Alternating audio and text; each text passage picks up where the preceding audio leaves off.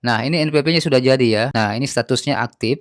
Biasanya kalau istri itu belum aktif SPDN ya. Ini sudah aktif dan statusnya adalah istri yang memilih kewajiban pajak terpisah atau MT. Dan tandanya istri sudah berhasil membuat NPP yang terpisah dari suami. Assalamualaikum warahmatullahi wabarakatuh. Jumpa lagi di Kalor Pajak. Ya, ini adalah tutorial yang mungkin ditunggu-tunggu oleh para istri yang selama ini kesulitan untuk mendaftarkan NPWP ya. Jadi beberapa komentar yang masuk di channel YouTube saya itu kebanyakan merasakan ribet banget untuk mendaftarkan NPWP, khususnya NPWP istri. Nah, untuk kesempatan kali ini saya akan memberikan tutorial terbaru ya mengenai tata cara untuk mendaftarkan NPWP bagi istri tanpa ribet, tanpa harus setting lagi FTU ya, seperti di video sebelumnya, dan juga insya Allah dijamin, berhasil 100% ya. Oke, tanpa berlama-lama lagi, berikut ini tutorialnya. Untuk mendaftarkan NPWP istri, syaratnya cuma satu saja ya, yaitu suami harus telah memiliki NPWP terlebih dahulu ya, dan juga telah memiliki akun Cortex, ya. Bagi para suami yang belum memiliki NPWP, bisa ikuti tutorial di video saya sebelumnya mengenai tata cara untuk mendaftarkan NPWP. Nah, kalau suami sudah memiliki NPWP dan sudah memiliki akun Cortex, silakan istri bisa langsung mendaftarkan NPWP dengan cara seperti tutorial berikut ini. Pertama-tama, silakan masuk ke laman Cortex dengan cara ketik Cortex DJP Pajak Go ID seperti ini ya, dan pastikan sudah membuka emailnya di tab sebelahnya ya, supaya untuk memudahkan. Kemudian setelah masuk ke laman Cortex, silakan klik daftar di sini. Kemudian, klik perorangan, lalu kita klik memiliki NIK. Nah, di sini akan ada dua opsi, yaitu, pendaftaran dengan aktivasi NIK atau hanya registrasi. Jadi silakan pilih aktivasi NIK. Kemudian di bagian ini kita akan mengisikan data atau identitas kita ya, yang mulai dari NIK, kemudian nama, kemudian, tempat lahir, lalu isikan juga tanggal lahirnya, kemudian jenis kelamin, status kawin, lalu agama, kemudian, jenis pekerjaan. Untuk jenis pekerjaan silakan diisi sesuai dengan yang tercantum di KTP ya. Contohnya di sini meskipun lulus CPNS, tapi karena di KTP-nya mengurus rumah tangga, maka diisikan mengurus rumah tangga. Kemudian kita isikan di sini, nama ibu kandung ya. Nanti diisi sesuai dengan yang tercantum di KK. Nah, kemudian yang paling penting adalah, nomor kartu keluarganya, kita input, lalu kita pilih di sini opsinya adalah istri. Nah, ini akan muncul seperti ini ya, berwarna merah, ada keterangan kartu keluarga tidak valid. Nah, di sini nggak perlu panik, silakan kita pilih dulu di sini ya, yaitu kita pilih yang MT atau memilih terpisah ya, di sini untuk kewajiban pajaknya. Nah, otomatis akan muncul kolom baru, yaitu NIK suami. Silakan di-input dulu NIK suami, itu supaya keterangan Kakak yang warna merah ini bisa hilang ya. Ya, silakan di-input di sini.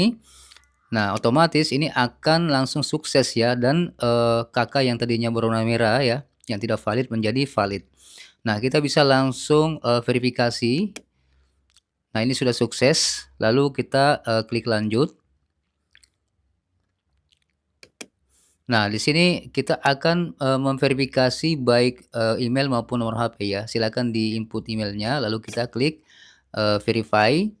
Nah, otomatis, akan ada yang masuk ke email kita ya. Kita cek dulu emailnya. Kita, refresh kalau belum ada, kita klik inbox aja ya. Nah, ini sudah masuk, silakan diklik. Nanti akan ada kode seperti ini, kita copy saja, lalu kita pastekan di sini ya, lalu kita klik verifikasi. Nah, kalau sukses akan seperti ini. Nah, kemudian kita lanjut lagi ke nomor HP, silakan input nomor HP di sini, lalu klik verify. Nah, kita akan cek lagi di nomor HP kita ya, berupa SMS yang masuk, dan pastikan pulsanya ada ya. Nah, kalau sudah masuk kode verifikasi dari DJP, silakan di-input di sini kode verifikasinya. atau kode OTP-nya. Kita input dulu. Nah, setelah terinput kita klik verifikasi dan tandanya sukses seperti ini. Nah, kalau sudah sukses kita klik lanjut. Di bagian ini dilangkai saja, langsung kita lanjut saja. Nah, untuk di bagian sini kita akan mengisikan sumber penghasilan ya. Silakan diklik tambah, lalu kita akan cari jenis pekerjaannya. Untuk sumber penghasilan diisi pekerjaan saja, lalu kita klik add. Lalu di sini kita akan mencari pekerjaannya ya, jenis pekerjaannya. Contohnya di sini CPNS, jadi kita cari menggunakan kata kunci pegawai negeri sipil. Nah, kalau sudah muncul seperti ini, kita klik pilih, lalu kita berikan keterangan di sini ya, sesuai dengan jenis pekerjaannya. Contohnya di sini pegawai negeri sipil. Lalu jangan lupa checklist yang di sebelah kanan ini ya. Ini sangat penting karena akan error kalau nggak di checklist. Kalau sudah di checklist, silakan isikan tempat kerjanya. Untuk pegawai negeri atau CPNS silakan diisi sesuai dengan instansi tempat lulus ya. Nah, kebetulan ini lulusnya di Dinas Kesehatan ya. Jadi sesuaikan saja Dinas Kesehatan provinsi apa gitu ya. Silakan diinput. Adapun yang kalian pekerjaannya selain CPNS silakan disesuaikan ya, sesuai dengan tempat kerjanya. Lalu kita pilih jenis penghasilannya kurang dari 4,5 juta ya, sesuai dengan jumlah penghasilan istri. Kemudian ya klik simpan, lalu di bagian sini kita akan langsung klik lanjut saja. Nah, di sini kita akan masuk ke pengisian alamat ya. Silakan diisikan dulu detail alamat, pastikan sudah sesuai yang di kolom KTP ya, karena di sini sering salah. Lalu isikan nomor RT dan RW-nya. Kemudian kita pilih provinsinya sesuai yang tercantum di KTP ya. Kemudian kota atau kabupaten. Lalu kecamatan. Kemudian kelurahan atau desa. Nah, lalu kita klik yang mark address ini ya. Nah, di sini kita tinggal simpan. Kemudian kita scroll ke bawah sedikit, lalu klik copy from domisili.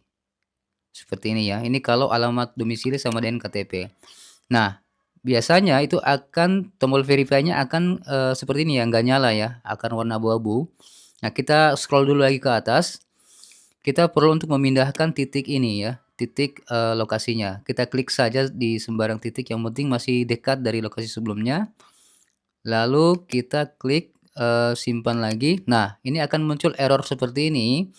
Kode KPP di luar area, kita abaikan saja ya. Langsung kita scroll ke bawah, klik copy from domisili, lalu otomatis tombol verify-nya akan nyala. Nah, kita klik verify, lalu klik lanjut. Nah, di bagian sini kita akan mengambil foto ya. Silakan klik take a photo seperti ini, lalu izinkan kamera. Pastikan fotonya mirip dengan di KTP ya. Lalu, silakan klik ambil foto. Ya, seperti ini.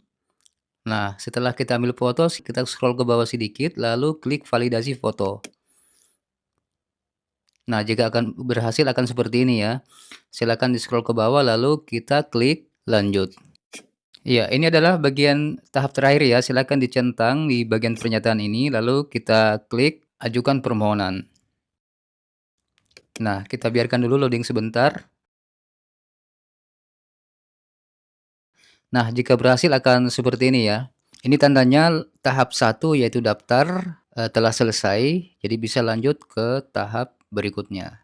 Terus langkah selanjutnya kita cek email dulu, karena biasanya akan langsung dikirimi file NPWP kita ya. Kita cek dulu di inbox. Nah, ini sudah masuk ya. Kalau sudah ada email seperti ini, silakan dibuka dulu emailnya, lalu kita langsung download NPWP-nya. Tapi dalam kasus yang lain juga itu nggak muncul di email ya, jadi kalian harus login dulu ke Cortex-nya, itu baru bisa kita unduh NPWP-nya.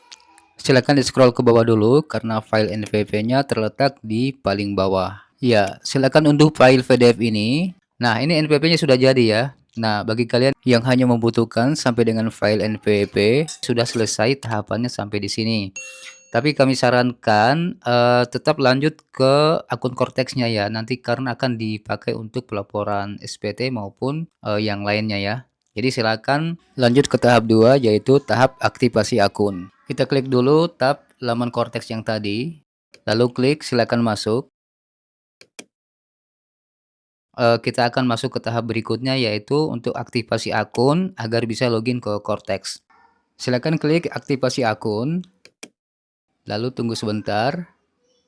Silakan di-checklist dulu, di bagian apakah wajib pajak sudah terdaftar, lalu di bagian nomor pokok wajib pajak, kita isikan dengan nomor NIK, lalu kita klik cari. Nah, kalau benar itu akan muncul samaran namanya seperti ini.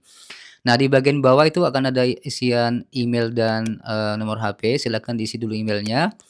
Pastikan, centang hijau ya, baik email maupun nomor HP seperti ini, dan pastikan juga email dan nomor HP yang di-input adalah email yang kita isikan pada waktu di tahap pendaftaran. Nah, kemudian kita perlu untuk mengambil foto lagi ya, dan memvalidasinya, kita klik dulu ambil foto seperti biasa, lalu kita klik validasi foto. Kalau sukses akan seperti ini, lalu kita klik pernyataan, kemudian kita klik simpan.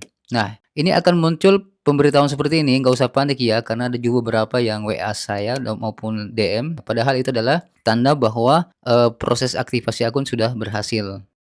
Nah, langkah selanjutnya kita tinggal buka tab baru di sebelah, lalu kita buka lagi halaman Cortex seperti ini. Di bagian depan kita klik lupa kata sandi, kemudian kita isikan nick-nya di sini ya. Lalu kita akan dikasih opsi apakah surat elektronik atau, nomor gawai. Nah, kita pilih surat elektronik saja ya, atau email, kita akan inputkan emailnya di sini, lalu input kode captcha-nya, lalu checklist pernyataan ini, kemudian, klik kirim. Ops, ini, ada kesalahan ya sedikit ya. Tadi kita belum input tadi emailnya. Nah, ini adalah masih email samaran ya, kita harus input lagi email yang full-nya ya. Kemudian kita klik lagi kirim. Nah, kalau sukses akan seperti ini ya. Kita klik back aja dulu, lalu kita, cek lagi emailnya. Nanti akan ada email yang masuk, di-refresh dulu. Nah, ini sudah masuk. Kita klik emailnya. Di dalam email tersebut itu akan ada link seperti ini yang berwarna biru. Kita klik saja. Nah, kita akan diarahkan untuk, perubahan password ya. Silakan dibuat password baru, pastikan terdiri atas huruf besar, angka dan juga simbol, contohnya seperti ini saja ya, simbolnya pakai @ saja. Kemudian kita inputkan lagi password-nya, kita ulangi, lalu inputkan kode captcha-nya seperti di samping, kemudian kita klik save. Nah, kalau berhasil akan seperti ini ya. Silakan lanjut, kita login ya, sesuai dengan password yang kita buat tadi, kita inputkan dulu, nick-nya di bagian sini. Lalu kita input password-nya yang kita buat tadi ya. Lalu kita inputkan juga kode captcha-nya, lalu kita klik login. Nah, kemudian kita akan diarahkan untuk pembuatan kode password lagi ya. Jadi pastikan password-nya, sama saja dengan yang sebelumnya ya. Dan pastikan juga, memenuhi syarat yaitu terdiri atas 8 karakter, huruf besar, dan angka serta simbol. Nah, ini adalah tanda kalau password-nya salah ya. Kita perlu merubahnya sesuai dengan syarat password tadi itu yang kita sebutkan. Nah, kalau sudah berwarna hijau seperti ini artinya sudah benar. Kita klik pernyataan ini, kemudian kita klik lanjut. Nah, di sini kita akan membuat lagi kode passphrase. Kita ulangi saja password-nya seperti yang sebelumnya, lalu kita klik lanjut. Nah, jika berhasil akan seperti ini, silakan, diklik untuk login ke laman Cortex. Ya, kita input lagi nick-nya seperti ini, lalu kode sandi kata sandi yang kita buat tadi, kemudian, input kode captcha-nya, lalu klik login. Nah, jika berhasil akan tampil seperti ini. Ya, jadi ini tandanya bahwa sudah berhasil untuk login Cortex. Jadi ini adalah, halaman portal kita ya. Jadi silakan kalau mau download lagi NPP-nya silakan, klik portal saya lalu, klik dokumen saya. Nah, di sini kita cari yang tombol hasilkan dokumen ini nggak ada ya, kita cek, eee, klik saja yang tanda refresh ini di pojok pojok kiri atas. Nah, otomatis akan muncul seperti ini ya, ada file kartu NPP tinggal diunduh saja. Ini bagi yang, NPP-nya nggak masuk di email tadi ya. Nah, ini sudah berhasil. Nah, kemudian kita akan, cek lagi untuk profilnya apakah dia aktif atau tidak ya. Kita klik portal saya lalu profil saya, kalau aktif seharusnya akan seperti ini ya. Nah, ini statusnya aktif. Biasanya kalau istri itu belum aktif SPDN ya. Jadi, untuk ini sudah aktif dan statusnya adalah istri yang memilih kewajiban pajak terpisah atau MT ya. Ini sudah sesuai dan tandanya istri sudah berhasil membuat NPP yang terpisah dari suami. Oke, itu dulu dari Kantor Pajak. Semoga informasi ini bermanfaat dan jangan lupa dukung terus channel ini dengan cara subscribe dan like.